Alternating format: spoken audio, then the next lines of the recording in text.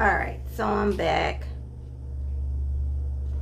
Let me just write this title.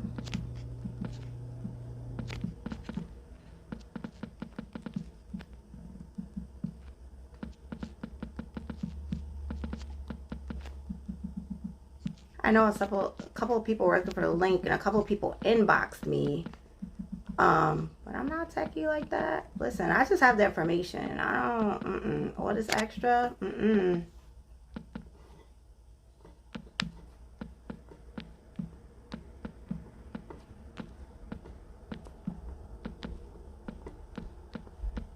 still typing in this,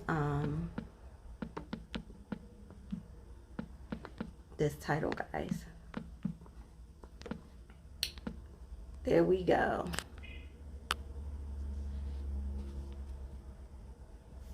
All right. So now I have gone to my regular page and I have, this green tea is everything now. And I have sent the link to the people that said that they wanted to join the live. But the page should actually show you when I have gone live.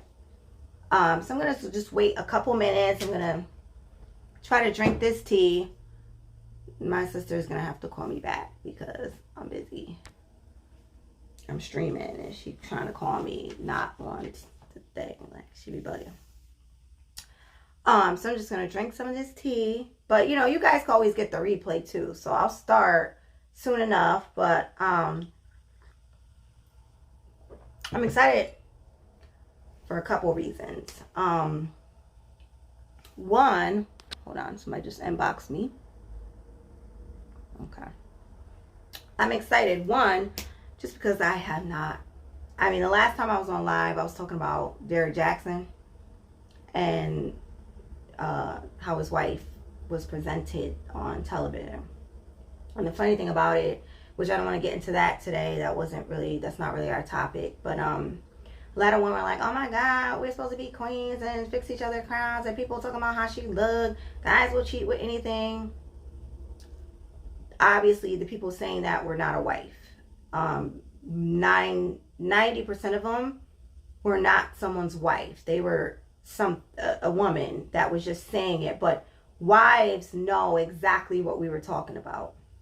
And it just was a bad depiction, and it actually was a reflection on him, not her. And that's what people didn't understand. People were, you know, coming at the people that were saying things about what she had on, but at day's end, you know, that was a reflection on him, how she looked. It wasn't, no one was coming for her as much as we were coming for the situation. And every wife knows probably what I'm talking about, just because it's kind of like in the code of common sense of wives. Like, we all know what it was. Kim, my girl, what's up? Kimmy, we talked about this. We talked about how I was going to start activating the Evolve University. We have spoken of it. And now I'm here, you know. But we'll talk about it later, girl. But yeah, so that's what my last live was about. And it was kind of impromptu. It was like I was at work. I just kind of came in here and after my clients and did it because I wrote a post and people were like coming for the post, but I knew exactly what I meant. So I don't take it back. I would say it again and again and again. So it's just what I believe and it's what I feel. So there's that. So but tonight the conversation that we're going to have, and it's based on my book. Hey boo, it's based on my book. It's called Women Stop the Madness: How to Not Run Away the Man of Your Dreams. But in that book, I was speaking mostly to wives, and I was speaking mostly to wives. Oh, thanks. Listen, I've been saying that I need to get, like, I just got to get it together. Y'all know my mom passed away, and it literally, like derailed me a little bit. Like, I wasn't myself. I was, like, looking crazy. I was, like, mad sad. And I still am, but, you know, I'm just kind of like recalibrating. And now, you know, and then on top of that, I got seasonal affective disorder. I be all depressed in the winter. It's terrible. But now, y'all see the sun has come out. So I have come out. Okay? It always works like that. It's crazy, but, you know, that's what it is. So tonight, we are going to be talking about Kim Booyah tea. Absolutely. I got my green tea so that this could be a calm conversation. I do want to prerequisite it with, it might be a little triggering. It might be a little, resistance to it, and I understand it, but that's a good thing. I don't push away resistance, and I don't get offended by resistance. Resistance is good. When you feel resistance, it tells you it's the body giving you a signal that either something is wrong or right. So if you feel resistant, it could be some trauma, some past traumas, it could be some things that might need to be addressed, because I know certain things I trigger myself all the time. So that's just kind of how it goes. Like I'm always triggering myself, and that's why I came out with the books, because normally the message is for me and I just end up sharing it to others. That's it. The message is always for me. The message is always like, you do better in this. You get this together. You start doing these things. But then I just ended up sharing them. All right. So we're going to talk about, and I actually got my notes today, y'all. That's crazy, right? Because it was just some stuff that was coming to me. Some things I read. I had to read my own book all over again and was like, wow, this doesn't even sound like the same person. You know, it's crazy. But today we're talking about masculine and feminine energy. It's not going to be a 25-minute video, so take your time, step out, come back. It's fine. You'll always have the replay. You can listen to it in your car. But we're talking about masculine and feminine energy. And the thing with masculine and feminine energy is that it is so equal and opposite that it's not even funny. It's like, it's amazing that we could even live cohesively together, because we are so obnoxiously different if we're operating in our true masculine and in our true feminine. It's like crazy, like how we live together, how we even cohabitating, how we even making this work, because we're all so different, right? So the thing about relationships, though, in order for a relationship to move forward and be equally yoked and cohesive and accommodating and harmonious, what you have to do is kind of stay in whatever lane it is that you're in. The problems come in relationships is when we try to switch lanes, and then when we switch lanes, we end up kind of bumping into each other. So we have to understand that we need both energies. There's not a relationship that's going to be all or one of nothing. You're not going to be all feminine. So here's the thing. Women have a feminine and a masculine component, and males have a masculine and feminine component. The one that's first is the most dominant. So I am predominantly female. I am feminine energy. I possess masculine energy as well. All men and women possess yin and yang. We both have both. It's just the predominance of which one comes first for you. Okay? So that's what we're talking about today. Is masculine and feminine energy. I got my tea, y'all. Masculine and feminine energy. So one, let's go over the traits of both, right? So let's talk about masculine energy first. I always kind of address men before I address women. Even though we're talking about, my message is always to women. I don't have a message to men. I do have a book called Guys, Please Listen Up. And it's how to keep the woman you love. But my message is mainly to women. So here we go. So let's talk about the yang. Masculine energy is a doing energy. It's doing. It's a verb.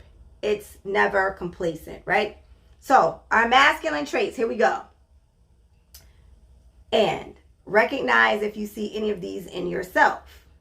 Not good or bad, just recognize it. All right, so the first, we're going to go through the masculine traits, the doing energy. We have independent, non-emotional, competitive, strong, dominant, rebellious, logical, brave, ambitious, innovative, arrogant, aggressive. These are our masculine traits. These are our doing energies. Then we have our yin, which is our feminine trait. This is our receiving energy. Now we have dependent, emotional, collaborative, vulnerable, nurturing, self-critical, accepting, empathetic, creative, caring, generous, free-spirited, encouraging, humble, and passive. Feminine. What I want to say is that, so I'm going to lay this down with this. I have to always lay things down with scientific or statistical facts. So this affects Black women and Hispanic women more so than any other race. That's number one. Operating in our masculine affects, hey Tiff, you yin? Me too. But I do got mad yang. I just know when to turn it off. And we're going to talk about that too. So, what was I saying? Oh, okay. So this affects Black women and Hispanic women more than any other race. Also, I want to say this, is that only 1 in 4 Black women get married.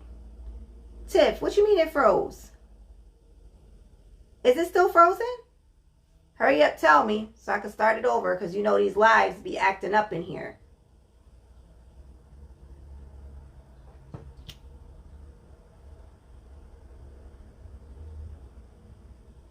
Kim, is it still frozen?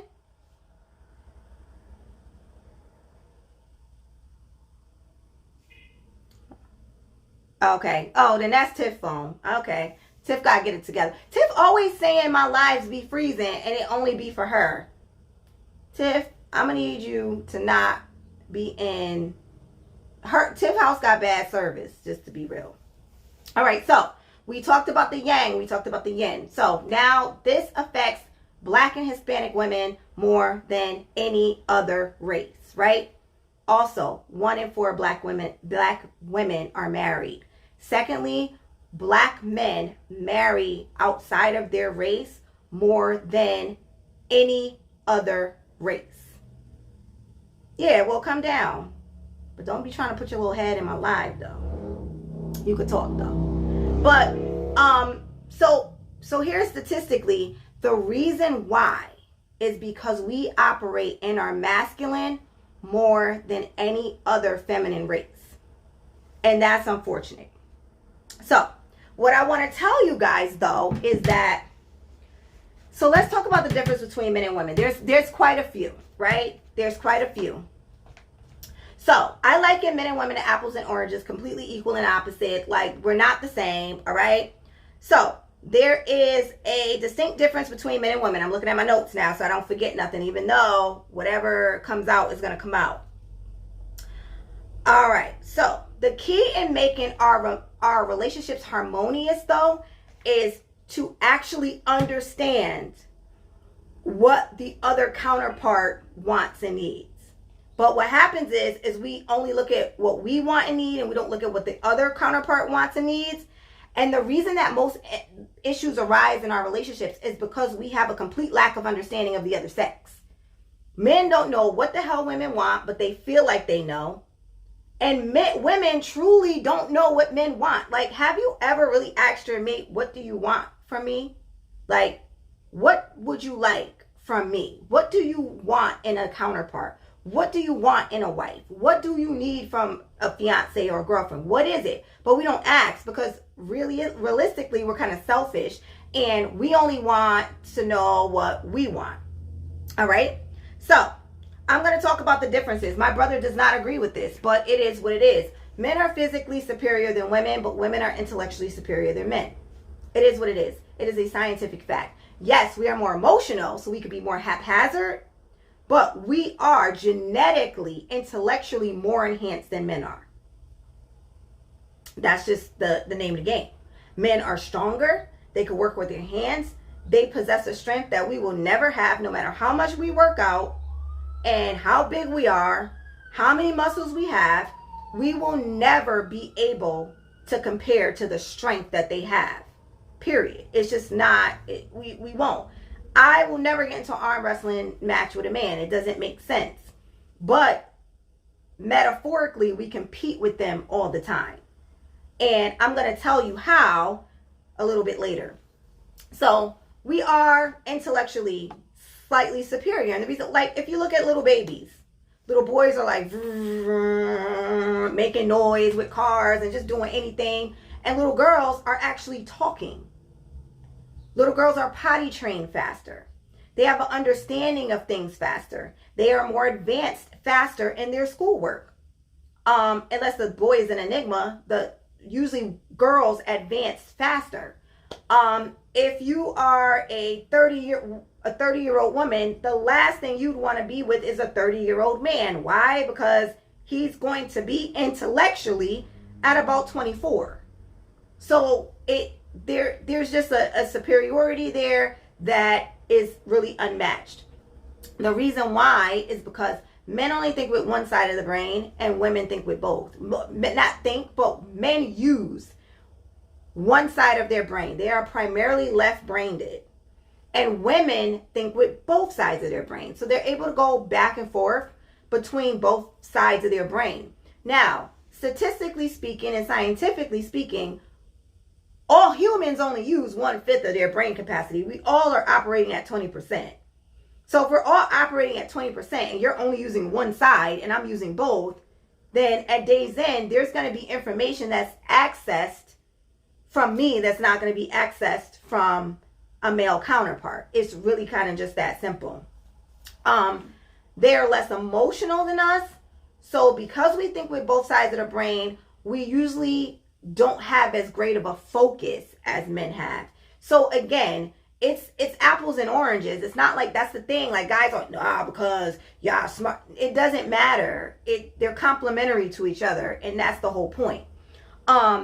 So we have a broader views of spectrum, which is why we can multitask better. We could be on the phone, yelling at the kids, looking at a bill, and cooking dinner at the same time, and don't skip a beat. And know what our friend just said and said, oh yeah, because I was there too. Anyway, we just have that capacity where men will be fumbling and they can't do all those things at one time. It's not going to happen. Because men think with one side of the brain, they're able to compartmentalize better. So they are actually able to take something in their brain and like file it away. So like case in point, a man can get in an argument with his wife before work. And then he could go to work and act like that thing never happened. He's at work now. What his issues with his wife was filed in the wife is mad at me cabinet, and I'll deal with that when I get home. And now he's at work and he has a whole nother job to do, and he's going to be able to do that job at 100%. Women are so different. If we get in an argument with our husband or man and then we have to go to work, first of all, it's weighing on us the whole time. We're sad at work. Everybody knows something's wrong. We're telling everybody that something's wrong. And we look like something's wrong because something is wrong. We can't just put it somewhere else and be like, listen, it's back here now. We just don't have the ability to do that. So, it is what it is. Like, we don't have the ability to compartmentalize like men do. Men be like this. They be like, you could tell them, listen, our kids got F's in school. Now we're all stressed out. Oh my God, we got to get them a tutor. And they like, where are we going to eat? Because in their mind, they're going to deal with that when they get to it. It's like women are like spaghetti strings and men are like waffles. Like, you know how everything. What? Tiff is always talking about mental health issues. Like, we're not talking about mental health. We're talking about masculine and feminine. Unless he has a mental health issue. Who has a mental health issue? Oh, meaning that he can't compartmentalize? Is that what you're saying? Even if he has a mental health issue, he's still able to compartmentalize. He's just choosing not to. Again, men are very like linear. They, unless, and we will get into that, they are operating as a beta, and that's not a mental health issue. That means that they're just more yin right now. They're activating feminine energy, and that is there. It's not that it's wrong. It's just beta. It's not operating as a masculine male. It is operating as, what did Dad say? Yes, they do. Oh yeah, men can compartmentalize. Yes. Oh my God, Dad! My dad on my life. Hey, Dad, what's up? Listen, I learned a lot of this stuff from my dad. So, Dad, I'm going to be referencing you a lot because you was in my book a lot. All right? So then, let's talk about this. Men and women differ as it relates to communication. So, like, again, I was going to say this before I realized he was on my live, but men are headliners and women are detail-oriented. So, my dad would always say that if a woman and a male was a newspaper, that men were the headline and women were the fine print. So men are like headliners. Boom. The kid got an F today. He needs a tutor. Headline. Is that my sister trying to bust through the front door? Okay, so the last thing, so women are detail oriented. Our son got an F today. I swear to God, he be acting up in school. I know it's that friend that he been hanging out with, because here's the thing. Starting 2 months ago, he started hanging out with that new boy Lamont that came to the school. The little boy Lamont pencil was really small. I could tell that he wasn't a good student. I knew it wasn't a good idea. We just go on and on and on. We're going to tell every detail, and they be like this. Hi, Tiff. Tiff really showed up, y'all. I came to get some tea. She really came to get tea with me. So, women are detailed oriented and men are headliners, period. So there's not enough water in here. Here. So here's the thing. This could cause issues as it relates to communication. The reason why is because women long to like have really good communication with their mate, and men don't be wanting to talk that much. So they're going to always come home and they're going to say, I have a very big habit of asking my husband how was his day. I just want to see what he's going to say. He says the pertinent information and he leaves all the fluff out. Now, he can ask me how was my day, and I'll say, oh, it was uneventful, but let me tell you what my student did. She got a boyfriend problem. She was telling me that her boyfriend be coming in the house late, and he'd just be like, oh, really? You could tell he just listening to be nice, but he don't really care. You know, but again, the differences. We're talking about the differences now. How to be cohesive with the opposite energy. So the next point I want to bring in is yin and yang, masculine and feminine. All right. So there is a law of energy that two of the same energies cannot occupy the same space at the same time. It's like Newton's third law of energy. I don't know. I don't remember. But they can't operate the same place at the same time. I do have it in here, but I can't remember the name of it. So because of that fact, and I'm also going to say this, we have fallen short, women. We got set up. So what happened was there was a traditional family role that actually worked. Man as leader, women as follower, man that is providing and protecting, women that is nurturing and taking care of the kids in the home. We have delved away from that because of the civil rights movement. We ended up getting jobs. Affirmative action came into place. They had to hire us. They can hire a woman at a lower rate than a male, which means they could get 2 workers for the price of 1. Women started to go out and be in the workforce. Men started to make a little less money. We broke up out of our own communities where we used to have, like, remember, there was segregation at one point. So we had to have our own communities. We had to have our own shoe shiners, our own tobacco shops, our own smoke shops, our own gas stations, because we couldn't be where they were at.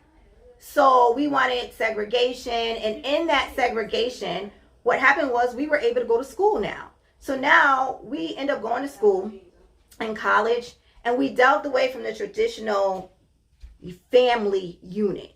And that's part of a big problem that we have now, is that we don't have traditional family units anymore. The women are working, the men staying home. The women are working just as hard. The men are struggling a little more because, again, we subscribe to what happened. Now we work hard. And now then, let's not even talk about how the government got into place, and now you can't have a man in your house or you can't get any assistance. It's just a lot that went into it, and now here we are. All right? So, let's get back. Men and women, masculine and feminine, because, you know, I could go on a tangent on that one. All right, so, if you are a woman that operates in your masculine, you cannot expect a man to operate in his masculine around you. So what's going to happen is he's going to either turn feminine and docile and beta, or if he's a true alpha, he's going to move away from you. So if you are the type of woman that has to be dominant, controlling, aggressive, I can't control my mouth. I mean, I'm going to just say what I want to say because I needed to say it. You're not going to have a man that is attracted to that behavior, usually 9 times out of 10. They don't like it. They don't think it's cute.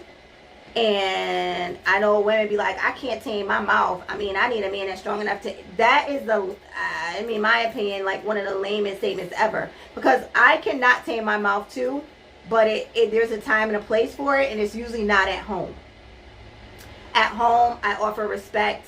I offer reverence, you know, and we were raised that way. Like, you offer the men in your life respect. You don't just, like, go sick and think you could just do whatever you want. It's haphazard, at best. So, now, we're controlling. We're going sick with our mouth. We're working just as much. We feel like we pay half the bill, so now we can be disrespectful. We just can't tame it. So now, a man is going to do one of 2 things. He's going to turn beta, meaning that a beta man and an alpha male are very different. I did have the notes on an alpha and a beta, but I feel like I'm ahead of myself. So, alphas, this is what they do. Alphas don't need a woman. They want one. Alpha's kingdom's already built. He has a vision for the home. He knows how to get money. He has a vision for the kids. He has a plan for their life and the family unit. And he knows how to lead. So that's an alpha. So once they have all that in place, you're a want, sweetheart. You're not a need anymore. He doesn't need a wife. He wants a wife. He doesn't need a woman, a girlfriend. He wants a girlfriend. And there is a reason why. It was told to me a very long time ago that men are only validated in the business world by the wives that they have. So, like, they can only get but so far without a wife, because if you are, it doesn't matter how successful you are, how great you are in business, if you don't have a wife, people look at you like something's wrong with you. Like, what's wrong with you for why you don't have a person? So having a wife and a family validates them as a man. It validates them next to their coworkers. It validates them with their boss. It validates them saying that you have vision and you can provide and protect, and you can provide and protect for someone other than yourself. So, like, it gives them validation to be able to have you stand by their side. So they don't need a wife. They want a wife. Dad said, what's up? Hey, Dad. Now, a beta, a different kind of man. Oh, yeah, okay, get it. This is not bad in and of itself. So please don't think one is bad or not. Don't think one is bad or one is good. A beta is a man that may have been raised by a single mom, didn't get necessarily some biblical or spiritual principles. So a beta needs a cosigner. A beta needs half your money to pay the bills. A beta needs your help with a down payment on a car. A beta might need, he is not necessarily operating in his alpha. It's not bad, but he needs you. He wants you and he needs you. There's a difference. So if you're with a beta man, you can talk to him a little different, because I pay these bills too. There's a level of respect that goes to an alpha that a beta doesn't necessarily. You give it to them, but they didn't necessarily earn it, because they're not in the traditional family dynamic. So I remember when I was a kid, so I was brought up like this, so it's easy for me to operate in my feminine because I was brought up like this. I remember my mom telling me a story that my dad was an Israelite when he met her. Dad, you could correct me if I'm wrong, but my dad was an Israelite, and my dad always had spiritual principles. So my mom was like nothing. She didn't have anything. I mean, my family went to church, but she wasn't like into it. My dad decided that he wanted to move to like Israel or something and feed me goat milk. And my mom was like, I'm not about to go to no Israel, my firstborn daughter, and feed her goat milk. But she didn't say that to him. What she did was, she said that she found scripture that he had to look at. So when she brought him the scripture, she didn't go to him disrespectfully. She kind of said, well, listen, what about this? And he had to look at it. So there's a way. I don't want you guys to think like, oh, because you were the alpha, you can't say nothing. You got to be dingy and a doormat. No, there's just a way that you have to do it. My father then realized, oh shoot, there's a little bit of truth to this. They became non-denominational Christians, and they had a spiritual principle and spiritual foundation where the man leads the home and the wife submits and follows. So we were brought up under that leadership and law. So we were kind of always groomed to be like in our feminine more so than in our masculine. But there is a way to appeal to the alpha male without feeling like you're losing who you are as a woman. A lot of women are scared to submit. They think of the word submit as a bad word, but submission only means controlled power. Women are the power in the relationship. We are the manifestors. We are the intuitors. We are the foreseers. Like the man has the vision for the household, but the woman is the one that has the intuition for the household. So if you work the two together, it will work. But women, where we've fallen short is we try to be too much like men. Like it's not cute anymore. It's actually getting played, and we're losing at our own game. Men will be better men than us every single day of the week. No matter how dope you think you are, her masculine, because I talk junk and I do this and I do that, and ain't nobody about to talk to me like that. Because great. But at some point, you're going to have to realize that when you're dealing with a masculine energy, now, this is just my opinion, when you're dealing with a masculine energy, there is going to be a time where, one, you might have to bite your tongue. Yes, Dad, we are incubators. We are the receivers. So we're the receiving energy. We are the manifestors, because just like in real, like, okay, so I'm getting off, but it is a learning thing. Everything that is physical has a spiritual counterpart. The same way that everything in Western medicine has a natural alternative. Got it?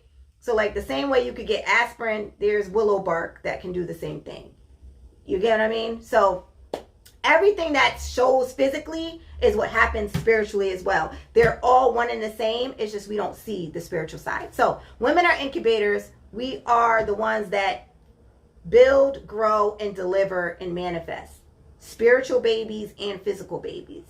The man is the seed or the sperm or the idea placer, or he's the one that puts the seed in your mind and you incubate it and make it something bigger. A man buys a house, a woman makes it a home. A man conceives a child, the woman rears the children. So everything that a man gives us, we multiply it in a sense. Anything that a man does for us, we kind of take it, grow it, and spew it back out. Like that's our thing. Like that's what we're good at. All right? So. A lot of notes. Oh, yeah, I had mad notes today, but I'm not going to go over them. Here's the thing. We have to learn at some point, especially as Black and Hispanic women, to let our man lead. I hate to say it. It's tight, but it's right. Yeah, that's right. We don't know how to do it, though. We always, like, at some point, I learned this a very long time ago. Men are not always right, but your support and your encouragement means everything. So even if it fails, then he knows that he had a counterpart, a divine feminine counterpart that believed in him. If it fails, he still know you had his back. As opposed to that little harebrained idea ain't gonna work anyway. I don't know why you trying it, because it sounds stupid. Like, I don't know why we be thinking that behavior is cute. It's not cute. Like, it's just not. Like, why are you laughing? I'm so serious. Tip is always laughing. Now, who would do that? Secretly, so men be walking around like just trying to lead and live their life, right? That's what they do.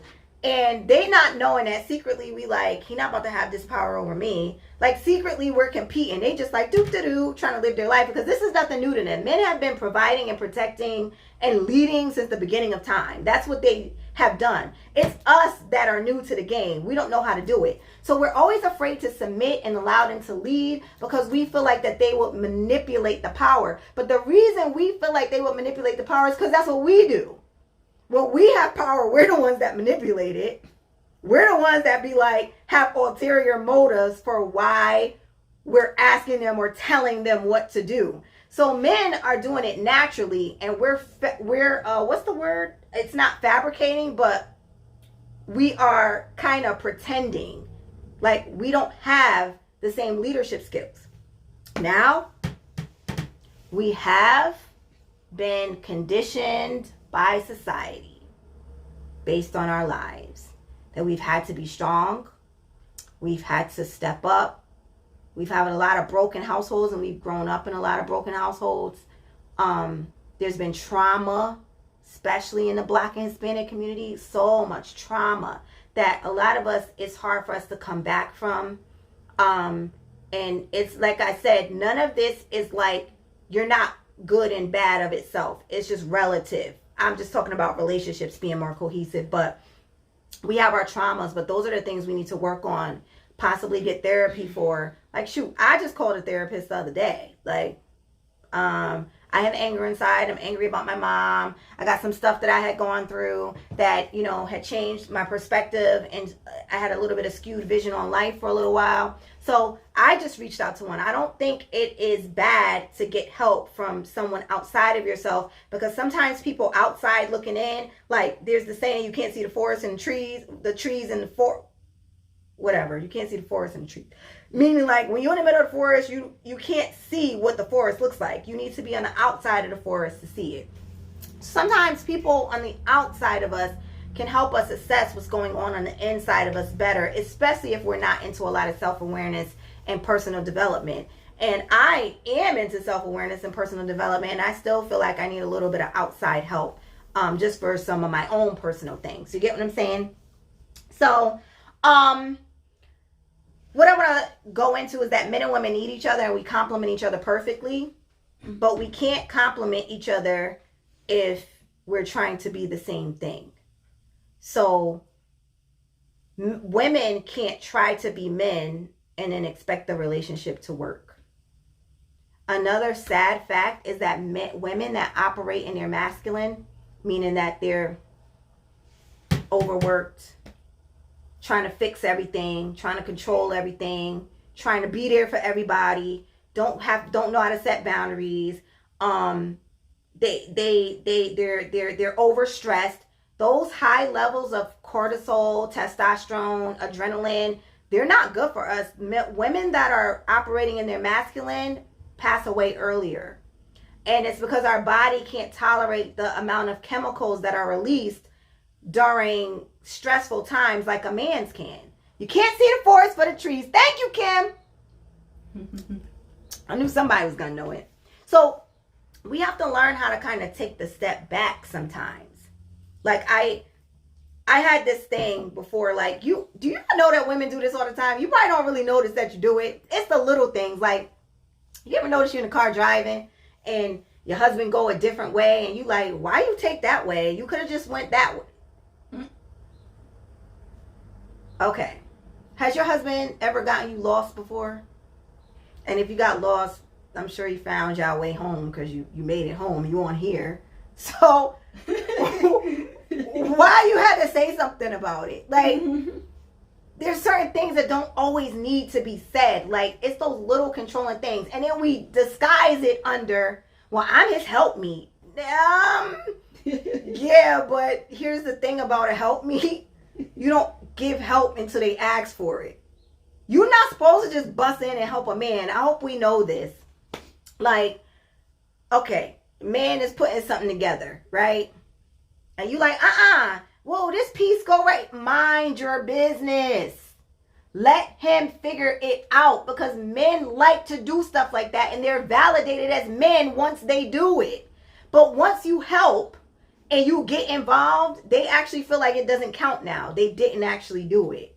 So even when it comes to like certain things that you help with, you can't co-sign on everything, buy everything. A man is only validated by the things that he built with his hands. And when I say built with his hands, I mean physically and metaphorically. When he built the business, when he put the VCR together, when he put the machine back, when he fixed the furnace, when he bought the house or built the house, that's when they're validated. They're not necessarily validated when you keep offering all this help. You are supposed to sit back and let them do it. And then if they ask for your assistance, that's when you offer it. And then when they be like, no, I got it. Now you're like, well, he ain't even had to talk to me like that because he's annoyed. That annoyed him. No man wants to be told what to do as though he's your son. You help. That's the thing with women. We don't know how to turn our nurturing button on and off. Like, you help your son. You coddle and cultivate your son. You yell at your son or discipline your son. You don't do that to your husband though. But we don't know how to turn it off. We be like, oh, well, God spoke to me, so I'm gonna tell you. He probably did. And even if he did, there is still a way to go about doing it without seeming disrespectful. You actually have to, okay, so I'm going to tell you, okay, you know how like in relationships, I liken them to business to me because it's relevant to me. But okay, so I have a boss. I love my boss. She's an amazing woman. And she's very understanding. She's not hypercritical and she's not hypersensitive and she's never offended. It's like crazy. We could talk about anything, race, COVID, politics, and she's so open. But let's just say she decided to come in one day and say, Tanisha, why are you dressed like that? Go home and take that off. If I wanted to keep my job, right, there's a way that I would respond to her in order to do that. So all I'm saying is in relationships, there's still positions. There's husband, the position of husband, that's a position.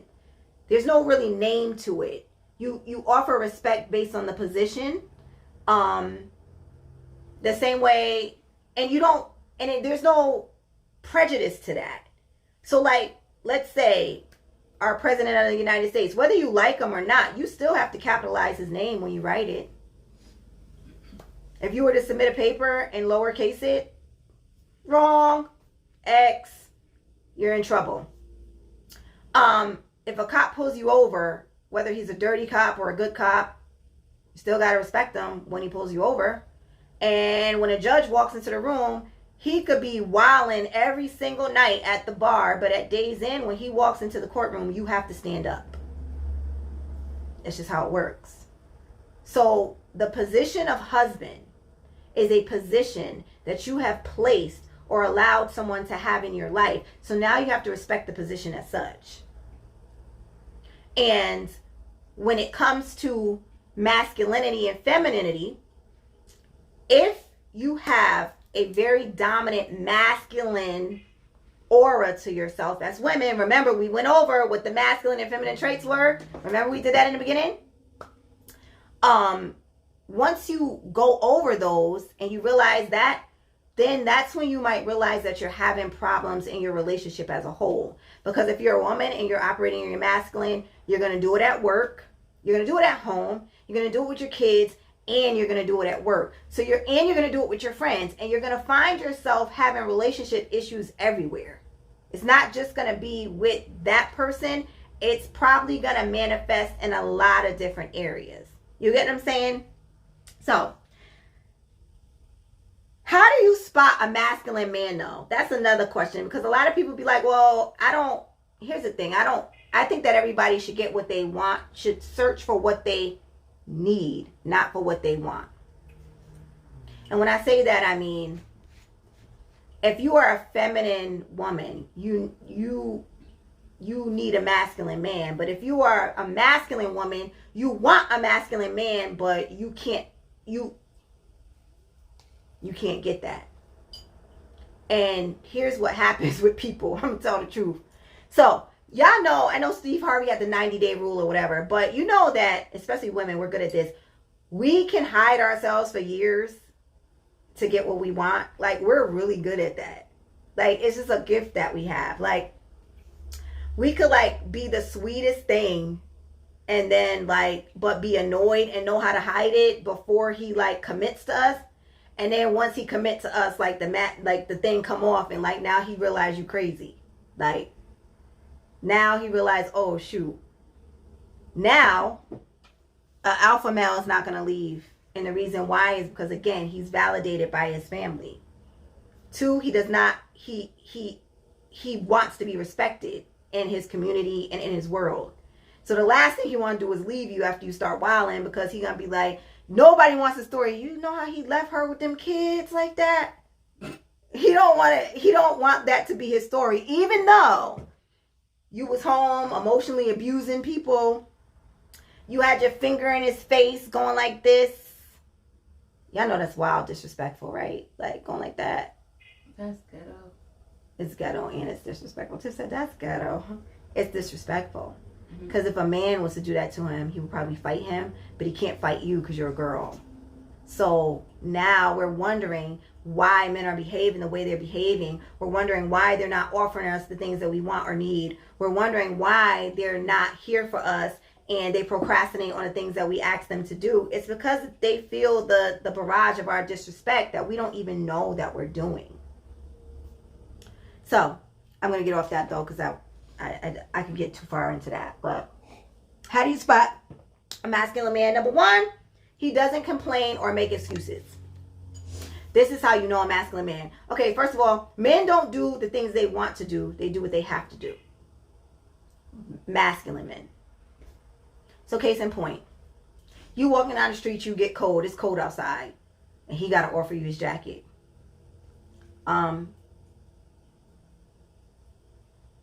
He's cold too. But he got to give you his jacket. You on the bus. And a man, this is not even your man, a man is sitting down and a woman gets on the bus. Everybody gonna look at him like, you about to get up or nah?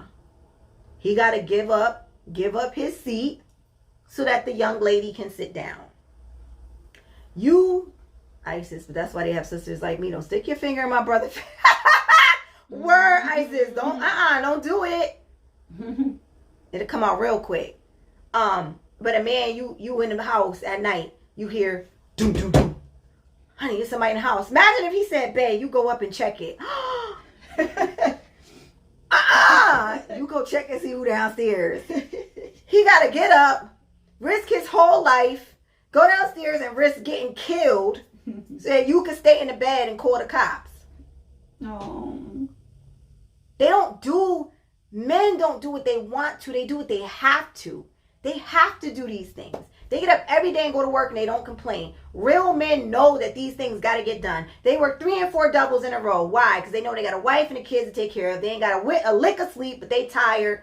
And then you just being inappreciative. Like, come on. Because you want to be masculine too? Well, I work just as hard as you. So you ain't about to come in here. Did you? Again, I'm going to go back to how to spot. All right. They take pride in being men just because. they like to fix things. They like to be the solution to the problem. And that's another thing that we don't really like, but it's just a part of their makeup. Like, they're solution oriented, and we just be wanting to vent.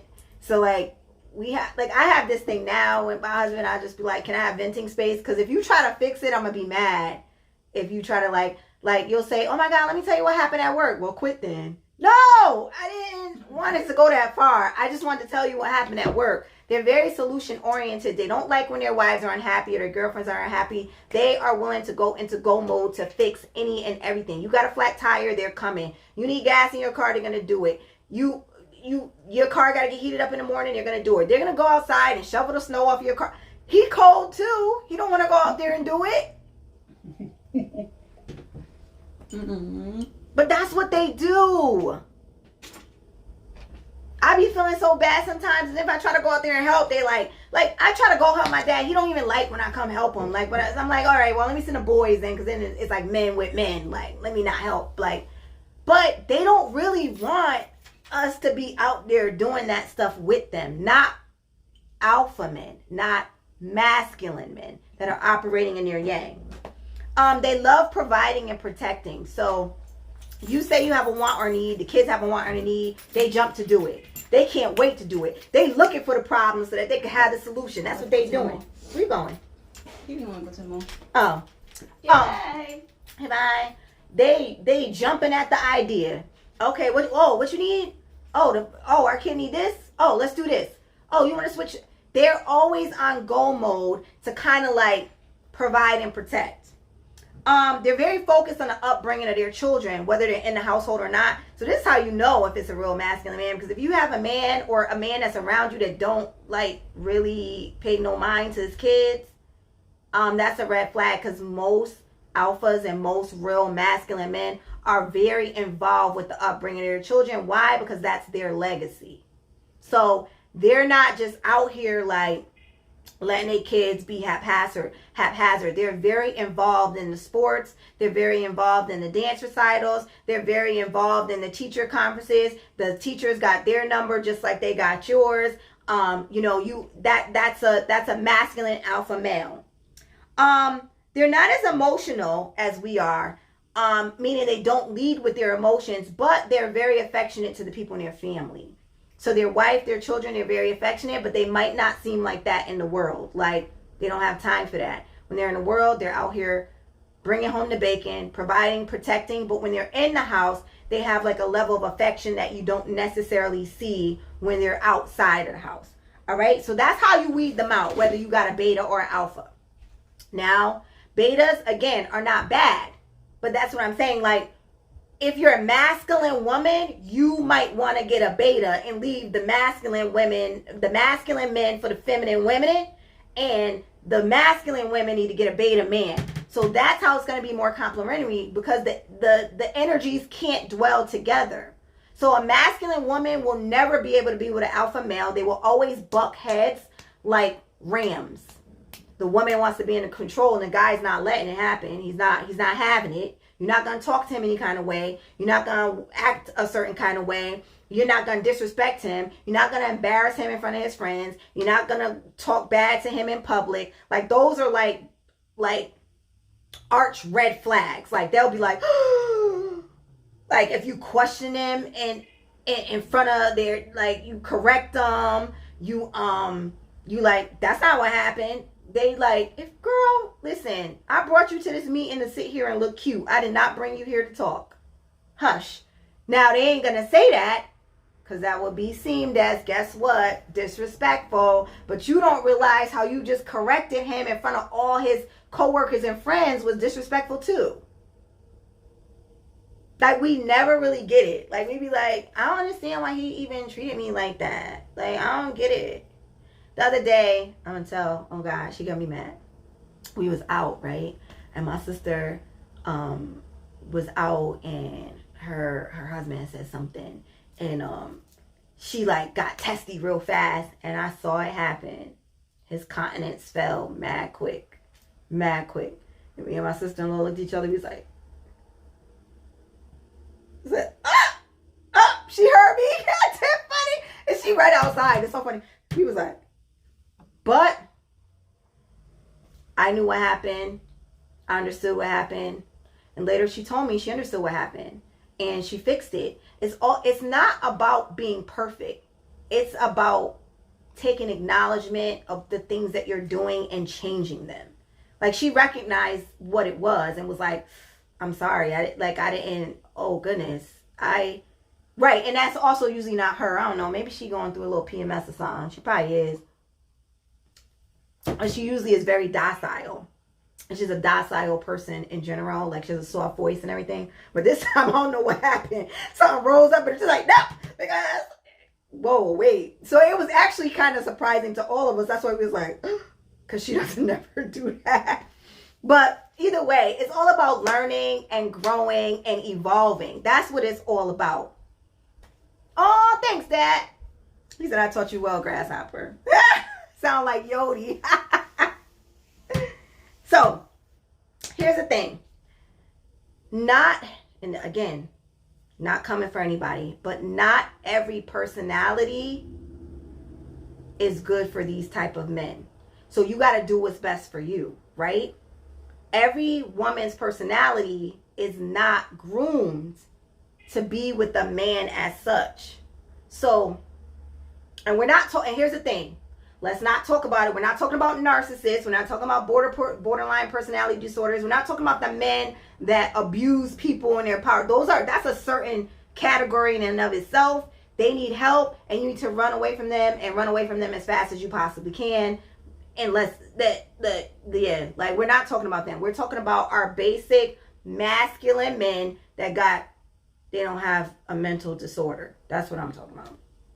So you don't always have the personality to deal with these kind of men. If submission makes you feel less than, if being respectful makes you feel less than, if allowing him to take the lead makes you afraid or feel less than based on your personal traumas or your past, like, don't get in a relationship like that, because you guys will always be like this all the time, and you'll always feel like your relationship is not working. You'll always feel like, Dad, why can't we just get it together? Why are we always fighting? Why are we always bickering? Why are we always going back and forth? What is going on between the two of us? Why is something always going on?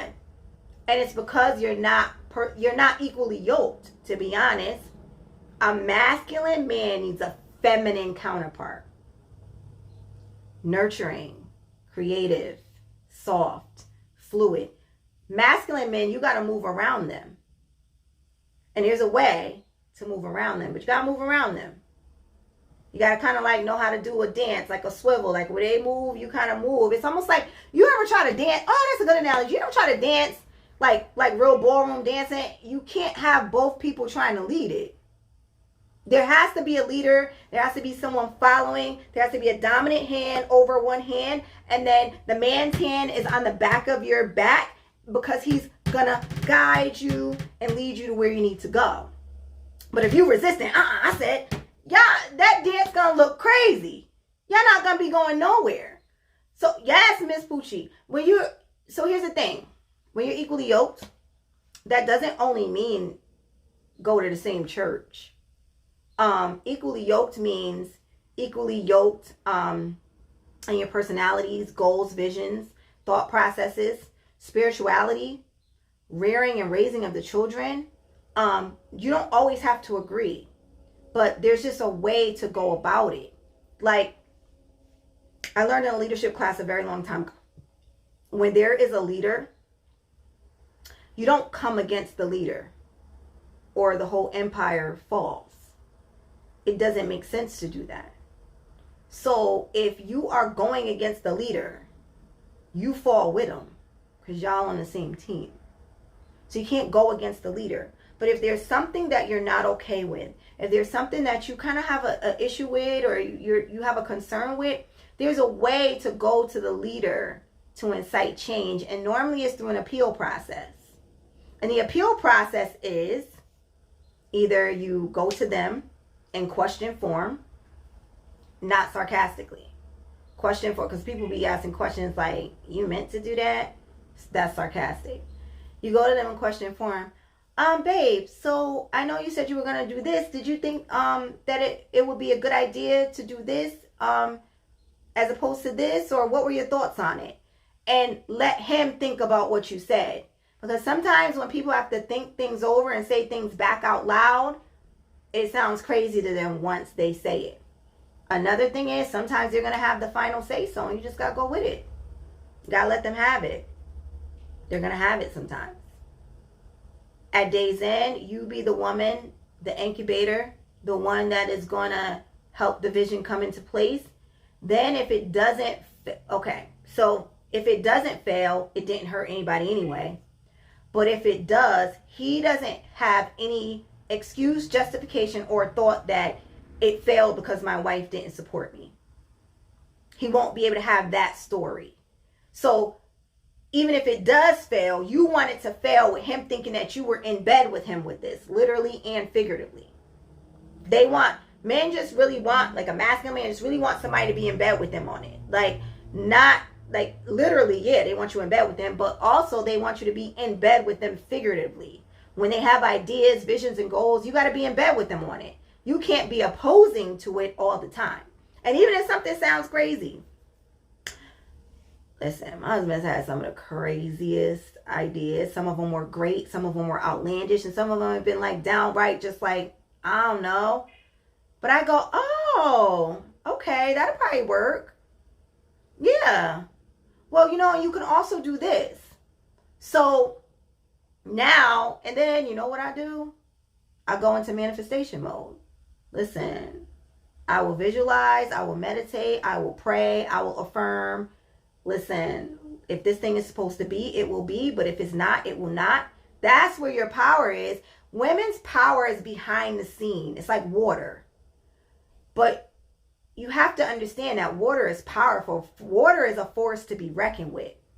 Fire, yang. Water, yin. You cannot fight fire with fire. So if you're trying to be the masculine in your relationship, you are fighting fire with fire.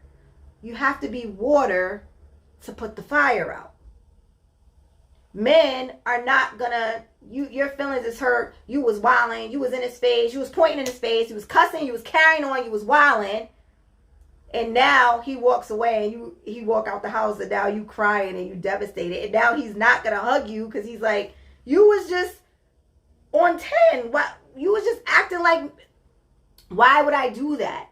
But if you're soft and you're fluid and you're feminine and you're vulnerable, they have no real choice but to kind of soften up.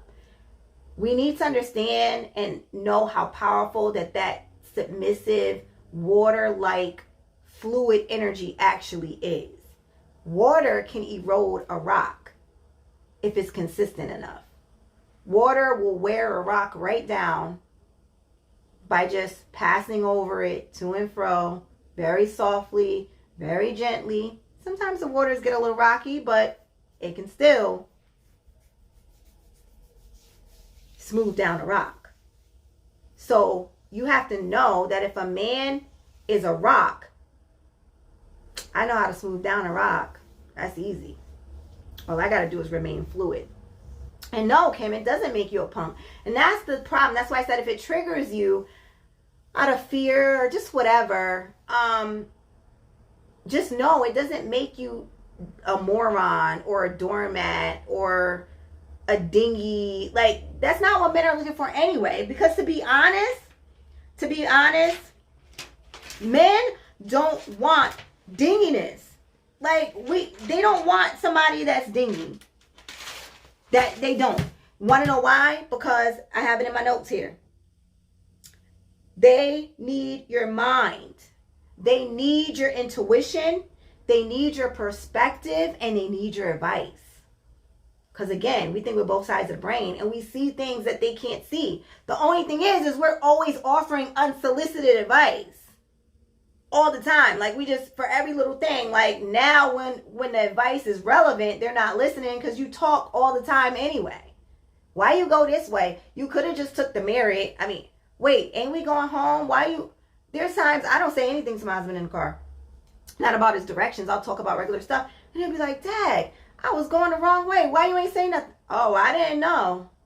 I thought you was taking the long way home. I thought you wanted to be in the car longer. I don't know. But I'm not correcting every little thing. Even when it comes to household things, like certain things I'm not expecting. You know, if I come home and the room is clean and swept, and I'm like so grateful, like, oh my goodness, thank you. I'm never expecting them to do those little things. Like, I'm just not. Another thing, like I said, the unsolicited advice, the control. All right, here's another thing. Control is based in fear. And we don't realize that because we do it so unconsciously. That, where you at? What time you getting in? Well, why are you going with them? Well, what's over there? There's some form of insecurity behind those questions. They know it, they sense it, they feel it, and now they're annoyed that you're asking it, and you feel like you're just asking a regular question. Like, I was only asking him where he was going. It's common courtesy for when couples leave the house to say where they're going and when they're coming back, just for like common courtesy purposes. Like, I'm going to work. I told my husband I'm going to Dermalif. I'm going to do a video. I'll be back a little later. But okay, let's say I'm not home by 7:15. I'm not expecting him to call me and be like, well, where you at? I thought you said, like, so if I'm not expecting that, I'm not going to do that, because something, it could be anything. And unless I'm calling out a concern to be like, is everything okay? Like, I know you said 5 is 8 now. Oh yeah, you know what? I went here, I ended up, but when you call with the undertone of, well, you said you was going to be home at 5, it's 8 o'clock.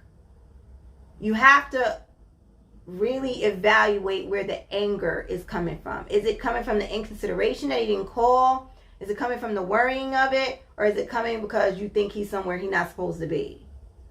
Like, a man can tell which one it is based on your tone, how you say it, how you address them.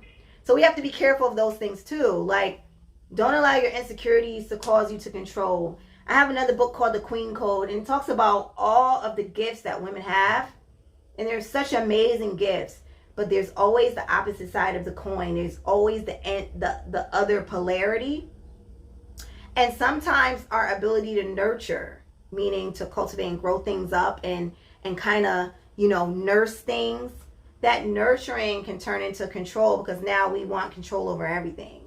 And we kind of got to stay balanced in what our gifts are and not let them turn to the total flip side of the coin. Because we have some amazing gifts. And that's why it's not a punk to be submissive. It's not a punk to be the less dominant person in the relationship. It's not, it doesn't make you less than because you're listening to someone that's a leader. Like, it doesn't make me less than when I have to tell my boss that I need to leave early.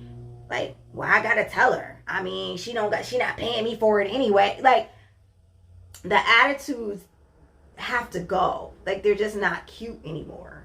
And we've been operating in them for so long that it just seems like it's become the norm for women to be proud of their bad attitude, to be proud of their mouth is slick, to be proud that, you know, I say what I want, when I want, how I want.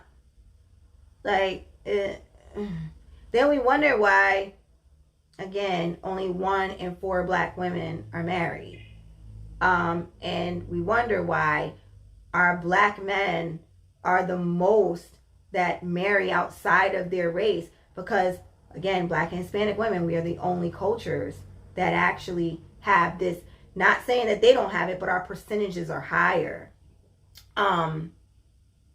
Indian women don't have that. They know what the law, the order of the home is supposed to be. Most white women don't have it. They have an order in the home too. It's just kind of us, and we're failing in the game. Like, our households are broken. We have a lot of trauma, and it's not all the women's fault. There's men out here wilding too, being crazy and narcissistic and borderline personality disorders, and out here ruining women's lives. We understand that. So we know that's going on. But I'm just talking about the basic family dynamic. It is traditional, and when you say traditional, that just means like proven practices that are tried and true. They work. There always has to be a leader and a follower. There always has to be two two people under one united vision. Because if there's two visions, there's division, and then there's not togetherness if there's division. So, we're ended up like hustling backwards. You know what I mean? So we want to always stay equally yoked. We want to maintain our femininity, self-care. Femininity is, being adaptable. Femininity is being cooperative. Femininity is being soft. It is nurturing. It's creative. It's intuitive. We have the visions. We have when I say visions, I mean the dreams, like the things like, oh, you know what? We see things come in before they come. So that is our main role in a relationship, mainly. But we're so busy trying to be men that part got turned off. Now we're operating in yang. So if both of us where's the intuitive one? And if both of us are trying to be men, then who's the nurturer? If both of us are trying to be masculine, then who's the soft, creative one? It's not a turn on to men. It's actually a turn off. And usually when women are operating in their masculine, men will fall back because it's like, all right, well, you don't need to provide and protecting this. So yeah, I'm gonna chill out. I'm back up now. You want to pay half? Great. You pay everything. Pay half. Yep. I'm gonna sit back and I'm gonna chill. Those are betas, by the way, because alphas will never let it happen. They just won't choose you. They'll break up with you and get somebody feminine. But a beta will actually be like, all right, well, I'll let her do it. And you can tell betas and alphas. You ever got the guys that like, you can't get them away from work. They always working overtime. They doing doubles. You just like, babe, you coming home? And then you got the other guys that you got to try to, you home again? Well, you called out again? What? Why you? Oh, okay. You can't get them to go to work? Those are your betas. Your betas are the ones that'll fall back. Your betas are the ones that are using studio time and driving your car around while you're paying all the bills and they laid up in the house.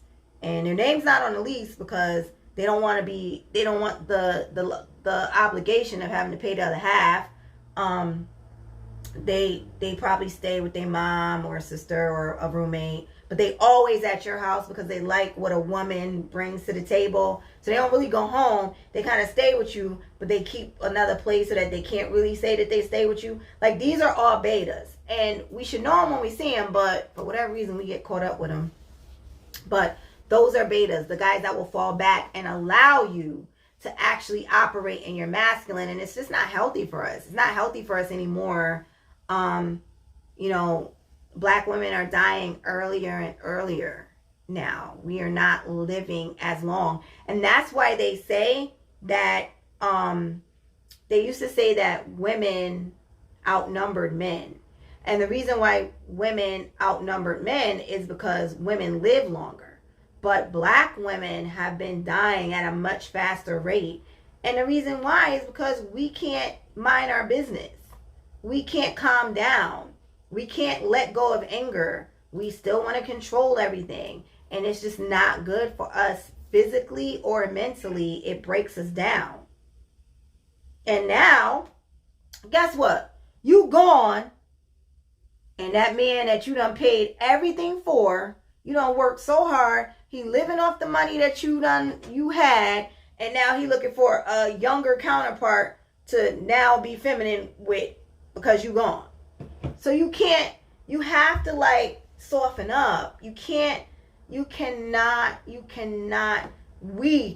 because I operate in it too. Like, I mean, I'm a boss at work and I'm a boss at here. But I have to turn that off when I get home. You don't want those levels of stress. That's why our edges be falling out. Our hair be thin. Edges falling out. Skin gets bad. And the reason why is because of the high levels of stress that we're not supposed to be taking on. We're not supposed to have these roles. I remember I taught a message at church one time, and I was like, it was called The Submissive Wife. I had read a book, and it inspired me because I was like, oh my God, I had like an epiphany. Men will let you take things on because, again, they do what they have to do, not what they want to. You don't necessarily want to do all this stuff. It's just in their genetic makeup as men. They just got to do it. But let's just say we're in a house and your tire gets flat and you get up in the morning and go do it. He's not going to like chase you down to not do it. You have to tell, oh, babe, you almost got to be a damsel in distress. Like, oh, babe, my tire's flat. Now they're going to jump up and be like, oh, okay, but if you keep handling stuff, they're not. So if there's listen, I remember this girl was like, well, if I don't pay, he doesn't look at the bills, he will when the lights get cut off. Well, no, I got kids. Girl, a little candlelight ain't never hurt nobody. But what it will, a little candlelight won't hurt you or the kids, but what it will do is wake him up. If you don't want to look at the bill, if you don't want to know what it is, I'm talking about the men here, when I'm talking about the men. If the men don't want to look at the bill, he don't want to know what the number is, you're telling him like, oh, and he's like, oh yeah, I'm going to get to it. Let him go. Not the man. Let the lights go off. And then when he come home, oh, babe, it's a candlelight dinner, babe. We're having a candlelight dinner because the lights are off. Oh, shoot. I didn't even open up. I bet you he won't forget ever again. But we're always like running to the rescue. You ever see that? It's like a commercial and the mom, it's like a Gatorade commercial or something. And the son is like on the soccer team. And the mom is like the goalie. She's like trying to play the game with him. She's trying to protect the ball from hitting him. And she's trying to like not let the ball get to him. And she's like, no, I got it, son. No, and just in the way. That's what we're doing. And then we're stressing ourselves out. We bald head. We're stressed. Our edges go the fastest, by the way, from stress. Your hair thins from stress. And your body breaks down from stress. And you carry extra fat in your stomach. What woman wants that? Because cortisol levels makes you have fat around your stomach and it gives you a beer belly. Like hard. Like cortisol makes your stomach hard. Almost like a baby is in it. And it's because of the fat gets gelatinized because of the high cortisol levels. And cortisol levels are accelerated by stress. So not only are our edges falling out and our body's breaking down, and now our stomach's big. It's not worth it. Not worth it at all. I'm not going to keep you guys forever. I just wanted to give that little perspective. I didn't get into half the things I wanted to get into, but we got more time. I'm going to do some more live videos and, based on the topics. But again, I got the book. I told you, Kim, I'm telling you, it works. You just got to let it go. Like, just gotta let it go. Cable get turned off. Hey, listen. Well, first of all, my cable don't get paid until it go off. I pay the cable bill. Cable bill don't get paid till it go off. Because I need y'all to know what I do here. So cable doesn't get paid till it goes off. Then everybody in the house is texting me like, the internet's not on. Oh, okay. And it's not even that much, but it's a luxury bill. That thing get paid when it get cut off. But women are just afraid. We're afraid if we let something go, they won't pick it up. But I promise you they will. If they're worth their weight in salt, if they're a decent man, they will. But hey, better you know now than later. That's all I'm saying. If he let the lights get cut off and then he go stay somewhere else and leave you in the dark, oh, get rid of him ASAP. But if he works his, oh God, I didn't know, babe, I'm sorry. He won't let it happen again. He won't. But yeah, so some of this stuff is in my book, Women Stop the Madness. Really, it's only the first chapter. First chapter is called Men and Women Equals Apples and Oranges. So a lot of it is in there. We might talk about emotional roller coasters next, or something. I don't know. But yeah, so I gotta get home though. I'm drink my green tea, give me some apple cider vinegar. I'm trying to lose 10 pounds. So from my vacation, I know how it go. I'm going to do that and then, get my life together. But I thank you guys so much for entertaining me and being, oh, Miss Bougie, you're so sweet. No, I'm not even 40 something. I'm only 40. But yeah. Yeah, I was taught well though. I was taught well. I give homage to my parentals who instilled a lot of really good principles in me. And I'm glad I had a really good foundation coming up, You know, I took it for granted, but I'm so appreciative of it now because I look around as a mentor to a lot of young women. You know, I teach at a cosmetology school, and I just see so many young girls semester after semester after semester that have so many things going on, and just their heads are not on straight, or they just don't have a good perspective of things. And it's all because of our past, and a lot of times how we grew up, our ancestry, you know, and how we were. So I just feel like my job is to help women. I don't really get on men a lot. I know women say that. Well, what about the men? What about what the men do? Talk about the men. I believe men should talk to men and women should talk to women. That's my personal belief. It's not like scriptural or anything like that. I just believe that women receive better from women. Men to receive a message from a man about women is a little scary, and it's a little intimidating, and we don't really feel like you understand. It's like talking to them about childbirth. Like, how would you know? You can't ever know. So, you know, and I think that, again, part of me, I operate in my masculine a lot. That's why I feel like I understand men, but at the same time, I don't want to operate like that in my relationship. So, guys, I love you guys. Thank you so much for being here with me. You know, I was a little nervous because I'm just starting to get back into this again. Yeah. I'm gonna start again.